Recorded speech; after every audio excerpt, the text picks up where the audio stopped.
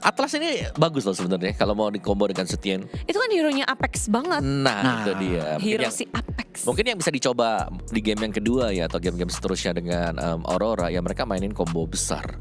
AOE aja udah gitu loh. Main area of effect berarti ya. Ini bakal ngerubah band-bandannya atau enggak ya? Karena game kedua akan kita saksikan bersama. Ingat ini adalah Best of 5 series. Jadi masih akan panjang perjalanan bagi kedua tim untuk bertahan di babak knockout atau juga harus out. Kita akan saksikan bersama-sama dari draftingannya. Akhirnya Aurora mereka sadar betul mereka nggak boleh ngelepas dari Lancelot milik Carl Tusok. Ya, di bandnya. Iya. Di bandnya Lancelot ini Baxia nih yang ada sebenarnya. Mungkin target mereka dapetin Baxia kalau Parsia di band. Oh, Nah. Parsia juga. Baxia diambil nggak sih sekarang? Ya, ini ada chance besar Baxia bisa keluar. Mau trade Team Liquid ya, nggak nge-ban Baxia dan nggak nge-ban Farsanya. Pak Shushin. Ya mereka nge-ban Shushin. Shushin. Shushin juga masih terbuka. Atau Baxia. Ya. Masih Ya, ngelepas hero. Kalau aku sih masih Baxia. Baxia first pick. Iya, Baxia. Fleksibel. Pernah dipakai dengan tensi juga lah pokoknya. Tensi juga. Sempat aja dia keluar buat Baxianya. Flexible pick itu yang paling enak di meta yang sekarang karena membuat lawan juga harus menebak kan ini mau kemana. Dan ini sebenarnya ngasih pertanyaan juga ke tim Liquid, mau ambil Farsa atau mau ambil Chushin? Kita ambil sisanya. Apa yo? Nah, tim Liquid tinggal mereka mau mainnya seperti Ayo, apa.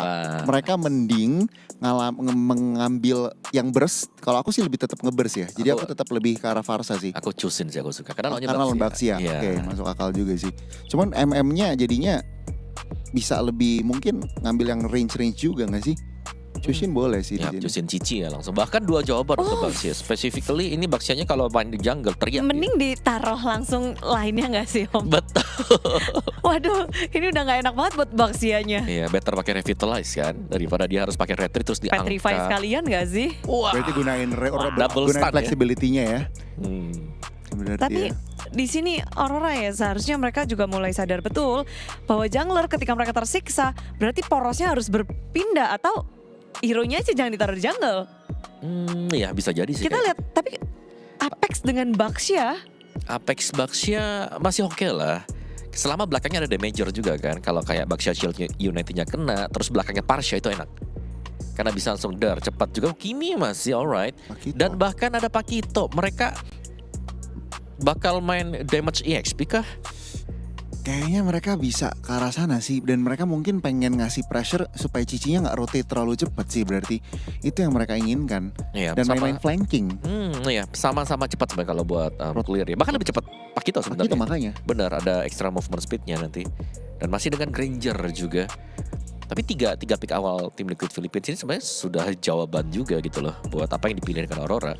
Main range juga lah ya lagi dan lagi ya. Oheb tadi dapat carry sama Rich Guy juga dengan Granger. Cukup nyaman, tidak mati juga. Dan apakah direplikasi? Masih loh Amon lah. Amon masih ya. Masih ya, karena specifically ya itu tadi. Baxia kalau taruh jungle teriak itu ketemu 2 orang tuh.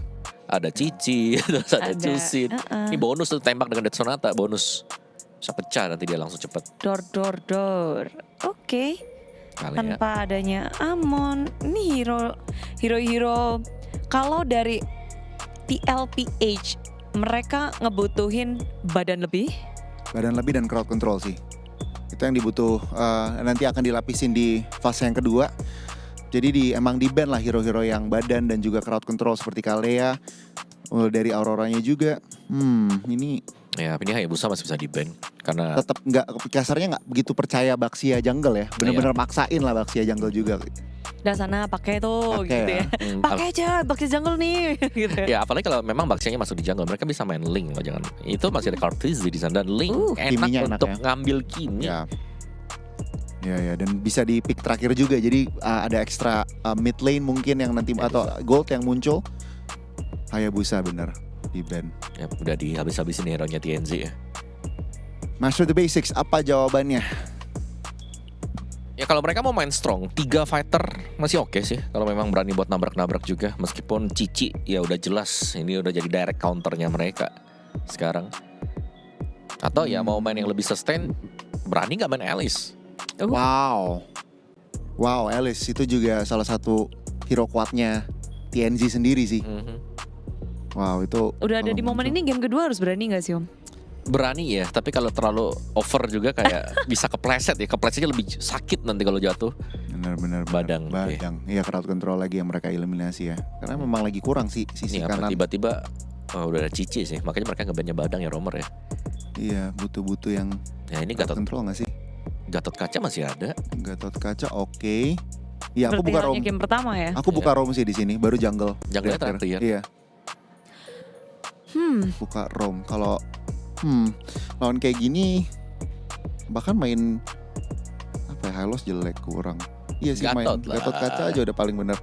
Mereka jangan menggunakan dipusingkan ya. Iya, gak usah Iya. pusingkan. Nanti lihat lah mereka bakal bereaksi di mana. Karena 3 awalnya ini kan udah bagus banget. Range-nya udah dapet.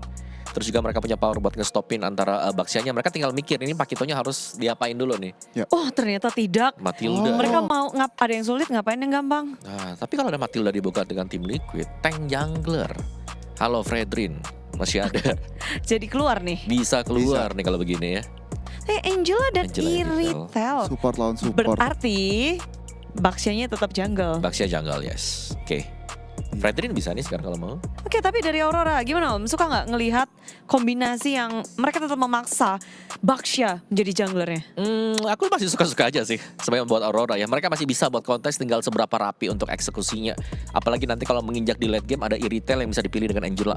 Ini kan jadi kombinasi yang sakit banget ya nanti buat di late game. Ya. Dan bahkan Pakito isi Angela juga sakit sebenarnya. Banyak Jadi- opsi lah. Berarti winning Udah. conditionnya gimana ini Gon untuk Aurora dengan Early lagi dan lagi. Early. Dan aku jujur ngelihat Aurora justru sekarang mereka yang harus secure early-nya. Kebalik. Oke. Karena Fredrin sesuai dengan Om bilang muncul. Ya, ini aku masih di tim Liquid ya kalau ngeliat dari draftnya juga. Apa gameplay apa ini?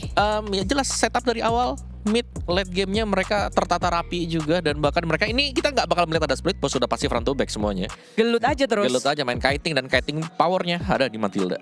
Ya. Oke. Aku pengen lihat satu-satu sih. Tugas Angela untuk melindungi semuanya berarti ini ya. Betul. Namun bagaimana Land of Down akan berbicara karena yang akan bersuara adalah Ranger Mas dan juga Lim Kotul. Silahkan goncangkan Land of Down. Terima kasih banyak Bude Clara Monster, II ku tersayang yang ada di panelis. Bukan begitu, Lim? Iiku. Oh iya. Oke. Tapi tentunya kali ini sebenarnya kita udah menduga Fredrik, cuma aku sama Lim berdiskusi. Ada beberapa hero lain yang lebih kita suka sebenarnya. Iya, karena tank jungle ya true damage lawannya kan. Betul. Alpha, Axeborg mungkin tadi bisa jadi fit juga untuk api pastinya ya. Tapi Freddy not bad sih karena dia punya sisi yang dibutuhkan banget nih. Apalagi ini hero power dia. Benar, karena tim Liquid PH tadi sempat panelis kita juga udah bilang kan kekurangan banget efek crowd control. Dan Fred ini salah satu solusi. Tapi ya kita masih ada di match pertama nih, pembuka untuk babak knockout. 1 poin untuk tim Liquid PH. Masih ada poin yang cukup banyak bisa didapatkan Aurora Gaming, masih 1 poin jadi tidak harus terlalu bermasalah. Tapi di balik itu semua kita bisa menyaksikan di mana tim Liquid mereka cukup confident dengan adanya di game kedua draft mereka karena nggak terlalu bermain agresif. Sedangkan kalau ngomongin ke arah Aurora Gaming, gue tahu dia di late game punya Iritel Lim. Dan Angela sih. Angela ini sangat kuat banget. Cuma di EXP-nya ini mereka punya Sunford sih yang bisa pegangin jungle mereka. Iya. Gua tahu juga sih dari Sunford juga salah satunya untuk megangin jungle, plus bisa juga sih kalau memang pengen ke arah Sigibum nanti. Karena dipakainya Flicker sekarang Sunford. Dan bakal coba dimakan di all in dengan Avengers Debel kita bisa surprise. Dijemput. Bakal coba dijemput dan itu dia Sunford.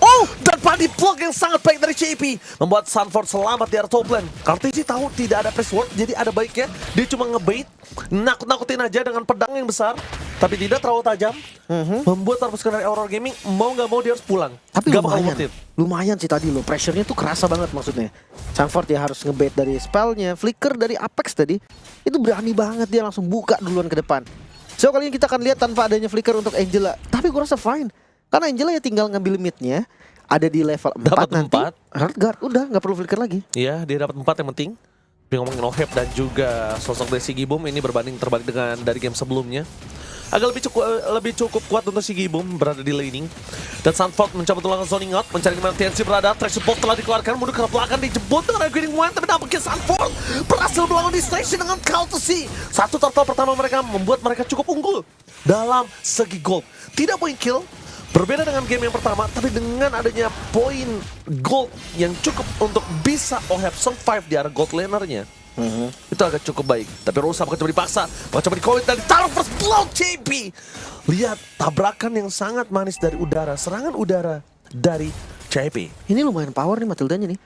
Kelihatan strong banget ya. Dia kalkulasinya matang sekali dan dia tahu juga nih bisa difungsikan sebagai damage dealer. Tapi Lunar, Dia juga tahu si King Eagle bulir-bulirnya kapan didapatin ya, Benar, berapa benar. banyak. dia bisa maksimalin intinya damage dari Matilda. Roamer ya, dalam tanda kutip Roamer kan levelnya kalah, itemnya juga kan kalah, tapi bisa maksimal jadi lumayan banget. Dan luas banget nih pergerakan dari JP. Sementara mid lane akan coba. Sanji tidak boleh terlalu terburu-buru. Untuk Sanji memiliki Crimson Beacon, memiliki Flicker, kayaknya Sanji nggak harus terlalu takut untuk ketabrak di depan. Kedua, Oheb yang kali ini atas satu turtle yang merubah segalanya di gold lane. Lihat, euforia yang mungkin tadi dipegang Sigi Boom, semangat yang dipegang Sigi Boom, tiba-tiba kayak kok mereda, tiba-tiba membuat Oheb, oke, dengan satu turtle ini akan kuguncang gold laner. Iya. Beda ada XP different sama shield ya. Dari buff turtle itu lumayan banget kan untuk early. Cuman hati-hati nih, Oheb dia bisa di punish juga kalau si Gibumnya udah ngebuka sprint nanti. Ya, oke, tapi lihat ceputan yang sangat baik. Langsung ada Hardcore depan sana, Traction Pulse bergerak belakang, Flicker for defensive, tapi dapat pakai JB bersama dengan Sanji yang masih memiliki Crimson Beacon. Maka coba ditabrak, maka coba diangkat, tertinggal TNC-nya. Untung terlalu jauh dari sosok Spreadin, dan ini menandakan satu team fight di arah Turtle tanpa adanya Hardcore. Iya. Ini nice banget sih untuk tarik ulurnya ya. Sampai bener-bener Angelanya pun Apex sadar. Oke, udah nggak usah pakai RT lagi. Dia keluar langsung tadi kan untuk langsung bikin cooldownnya juga jalan. Dan gak ada korban. Itu yang paling penting, gak ada korban. Jadi sekarang tanpa adanya Hardguard mereka akan kontes di Turtle. Kontes di Turtle, Courtesy is coming. Bersama TNC mencoba untuk melakukan body block. Dan hingga menunjukkan Courtesy para pasukan dari tim Liquid. Mereka siap untuk terreset kembali. Dan bahkan terperangkat para pasukan dari tim Aurora Gaming. Kehilangan kembali Turtle mereka yang kedua. Untungnya ada Traction Pulse mencoba untuk meredakan sedikit team fight yang cukup barbar di arah bottom lane. Team fight yang udah kelihatan kerugian yang di tangan dari Aurora Gaming. Tapi Courtesy bukan hanya mau itu, Lim. Courtesy mau lebih. Courtesy mau ke arah purple buff. Bayangkan Baxia gak ada purple buff di area jungle, rotasi yang dilakukan akan sangat berat. Oh, ini cukup buruk untuk Aurora Gaming early game ya. Mereka menggunakan Baxia dan juga Angela, artinya mereka pengen banget pegang early gamenya. Namun sayang semua dipatahkan. Liquid, mereka sudah membaca semua strateginya. Bahkan sekarang lihat orange buff, mereka akan coba untuk kontes lagi. Sigi Boom! Hati-hati Sigi Boom! Hati-hati, bukan masalah dia punya sprint dan juga heavy crossbow, tapi masalahnya kalau dia ketangkap, dia ada Courtesy, nggak ada lagi anti crowd control yang bisa dipegang. Dan damage dari Oheb ini harus dikalkulate, jangan sampai Sky Piscer tiba-tiba kayak tadi udah 7. Tiba-tiba udah stucknya banyak kan? Tiba-tiba udah 7. Siapa yang mau nahan sekarang? Baxia itu boncos, bos. Itu dia, lethality tinggi itu ya nggak peduli apapun. Karena dia mainnya threshold kan, dari max HP-nya itu persentasenya. Cuma ya Sanji, lihat trigger disiplin dilakukan Sanji, tidak mau terlalu terburu-buru, dia masih punya Flicker melakukan flash out di Oasis. Di sana bakal JP udah dijemput oleh Oheb. TNC masuk lebih dalam lagi. Masih dekat ini gue lihat buying time yang dilakukan oleh King Eagle-nya. Dia tahu kapan harus balik lagi, dia tahu di situ siapa yang jemput. Iya. Dan Oheb-nya juga bagus banget sih. Dia langsung nutupin tadi kan dari Baxianya. Ya bukan berarti marksman harus di belakang terus gitu. Sometimes dia butuh juga untuk ngebantu temannya, apalagi dengan resiko tumbang yang dikit kayak tadi. Makanya dia mengorbankan sedikit darahnya aja, tapi masih aman. Dan ini pertanyaan untuk Aurora Gaming nih. Kalau mereka memang pengen early, tapi early-nya gagal, sanggup nggak mereka nahan untuk mid to late game-nya? Gua ngeliat malah Aurora Gaming justru nggak ada gameplay yang dia mainkan untuk saat ini. Mereka kehilangan banget tempo mereka. Mereka nggak tahu apa yang harus mereka lakukan. Mereka kehilangan objektif, mereka laningnya mereka lupakan, mereka lupa kalau mereka punya hero late game. Mereka lupakan hal tersebut, mereka main dengan tempo tim Liquid, mereka ikutin cara permainan tim Liquid, mereka paksa apa yang dimiliki dari tim Liquid, dan bahkan pertukaran pun gak ada sampai saat ini. Oh, Oheb Sky Fisher berarti udah join ke arah team fight. Udah join. Turtle terakhir berarti ya, Perfect Turtle? Perfect Turtle udah pasti, karena TNC tidak mungkin melawan kontes. Mau coba dirasukin sekalipun karena terlalu banyak crowd control di depan sana, dan Traction Pulse berhasil dihindari tapi terperangkap. Pak Quinto, Pak Yono untuk tembak di depan sana, ditumbangkan di depan mata, membuat para pasukan dari tim Liquid mereka mendapatkan keunggulan yang sangat benar-benar mengerikan. The champion of MPL PH memang bukan kaleng-kaleng. Iya, 3.000 gold loh. Menit 7 sekarang menuju ke menit 8. Tapi ya Aurora, semua karena early game mereka, early game yang gagal. Dan mereka gagal scaling. Kabar baiknya memang si Gibum belum tumbang sama sekali. Tapi dari segi item lihat, baru jadi Hasklaw. Lagi-lagi perbedaan satu item dari antara gold lane ini gak bagus banget. Plus Jangan lupa ya, Matilda ini akan bikin ke arah magical item, bukan bikin item defense. Makanya kayak next bisa jadi Enchanted Talisman. Anti-Regen ada di mana? Ada di mid lane-nya Sanji yang akan bikin. Yes. Sanji yang akan tutup Anti-Regen dan Rosa, tanda tanya besar. Sky Pierce di item pertama dan gagal. Glowing-nya terlambat dan gimana cara kill ke arah Kartezi? Ya itu dia. Setuju banget. Lihat Kartezi nge-zoning out. Dia tahu seberapa kuatnya dia. Dia targetkan ke arah Rosa. Dia tahu depannya bakal coba dibuka oleh Sanji. Cuma ini yang gue pertanyakan, Lim. Gue gak ngeliat Aurora Gaming ketika mereka berada di group stage. Gue gak lihat mereka punya satu tujuan. Apa itu tujuannya? Gue gak tahu game plan seperti apa yang mereka ingin mainkan. Mereka lihat maksa terus ke arah depan. Paksa team fight dengan Rosa melakukan zoning out. Di belakang sana ada Oheb standby on position menuju ke arah Apple Strike sebagai front defensive. Yang akhirnya membuat mesin dari tim Liquid. Mereka tahu berapa banyak keuntungan yang mereka dapatkan. Hardguard, Flicker, Lord udah pasti di tangan mereka kalau terlalu banyak source kill yang keluar seperti ini. Tapi Matilda Chusin sih mimpi buruk ini ya, asli. Bener-bener susah maju loh, kayak dia mau poke Sanji aja, ada guiding win. Belum lagi ada Kartezi yang punya Town, yang punya knock up. Sanjinya ini bakal jadi bebas banget. Katakanlah ini Sanford belum main loh. Sanfordnya dari tadi ya landing dulu, dia coba untuk ngedistract aja. Bayangkan Sanfordnya tuh tadi tiba-tiba dia ngeflanking ke belakang nyari ke arah Rosa ataupun ke arah Sigibum. Apalagi Rosa udah gak punya flicker. Ya itu dia. Mereka malah udah tutup mimpi mereka untuk mendapatkan ulti pertama. Terlalu banyak source kill yang mereka keluarkan. Terlalu besar gold difference yang mereka dapatkan. Walaupun Oheb tidak memiliki Sky Piercer yang aktif untuk saat ini, tapi ini udah nggak bakal bisa mereka bermain dengan front to back. Mereka punya cici dari tim Liquid, sedangkan Aurora Gaming, Pakuito, Tayono nggak bisa berbuat banyak. Laning face untuk di far lane-nya pun mereka nggak bisa pegang. Iya, Free Lord. Dan ini bahaya karena gold semakin jauh. 6.500 sebelum Lordnya muncul, sebelum dapetin inner turret bahkan di mid dan juga bottom lane. Sekarang winning condition dari Aurora Gaming lumayan tertutup. Karena ya lagi-lagi mereka cuma bisa memanfaatkan late game di mana si Gibumnya nanti udah jadi mungkin minimal 3 item aja. Sementara nunggu 3 itemnya itu lumayan berat juga. Plus tim Liquid mereka nggak akan kasih farming sama sekali. Mereka akan terus kasih gempuran. Dan Rosa harus hati-hati juga. Flicker. Rosa hati-hati. Dan Sanji untuk mendapatkan Sanji, lihat berapa banyak source skill mereka dapatkan dan nggak kegapai. Ini Sanji di game ini benar-benar untouchable. Dia benar-benar untouchable. Dan lihat Kartezi mau main di depan, damage pun gak cukup. Sigibum nggak mampu untuk nge-poking sedikit pun. Iya, masih ada pasif holy defense ya. Harus hati-hati juga tim Liquid. Mereka nggak boleh ngasih celah sama sekali kalau memang mau menutup game ini dengan match point untuk mereka. Wow, lihat dia Dan top lane. Dia arah top lane, mereka memaksa dapetin 2, ada banget surprise. Berjuang belakang Apex 47 terperangkap, tapi nampaknya TNC menutup para pasukan dari tim Liquid terlepas lebih dari Apres Sword. Double kill didapatkan, Happy seraktif menuju ke arah poin kill yang ketiga yang menjadi poin kill yang cukup berbahaya dan ini bencana di depan mata. Apakah match point akan didapatkan dengan sangat cepat? Match point di depan mata. Sang kuda biru berhasil mendapatkan Maniac dan menutup game yang kedua. Match point 1 point full domination. Tim Liquid ya hampir saja tadi untuk bisa dapetin Savage, tapi ya nggak masalah karena tetap ditutup. 2-0, 1 game lagi, nyawa dari Aurora terancam. Bude Clara Monster, Umwawa, Jody, lihatlah betapa ganasnya sang kuda biru bercingkrak di MSC kali ini. Yap, dan mereka nyaris atau hampir nih 1 game lagi bisa menyepak Aurora Turkiye untuk keluar dari MSC. Dan betapa mengerikannya mereka di game kedua ini.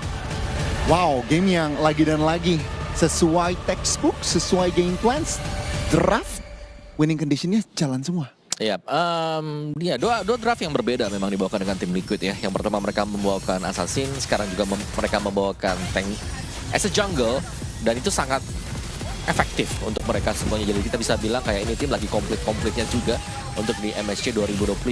Tapi mungkin highlight kita yang lebih berat jatuh ke Aurora Gaming ya, dimana memang untuk targetingnya sendiri Baxia yang ditaruh sebagai jungler melihat lawannya ada Cici dan juga Chusin.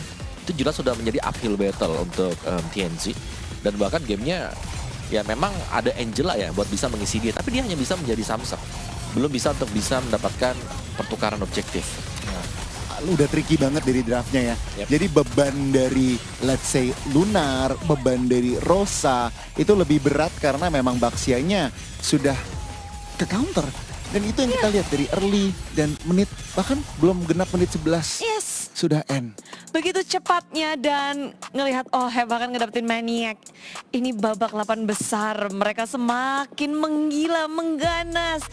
Dan bayangkan nggak ada point kill di game yang kedua tadi. 19-2. Sekarang 0-6. Cuma 6 ya. Cuma 6 yang berarti bisa main agresif. Kalau mau main objektif, sok atau bisa juga nih buat tim Liquid Philippines. Dan mereka membawakan dengan sangat bersih sekali tadi. Dari gameplay mereka, ya berhadapan dengan Angela yang memang main tabrak terus. Ini ada permainan kiting yang dibawakan dengan tim Liquid Philippines. Dan mereka memaksimalkan tadi ya, dengan jemputan-jemputan guiding win yang bisa dimainkan JP tadi, Matilda yang ada di sana. Ya berapa kali dia nyelamatin, dalam tanda kutip ya, nyelamatin Sanji, Carl TZ, dan membawa juga ke posisi-posisi yang optimal. Di sini si Gibum mungkin dia memilih untuk sprint karena mengetahui crowd controlnya dikit, tapi ya tetap aja ya dengan snowball yang cukup tinggi dari TLPH gak bisa ngapa-ngapain si Gibumnya.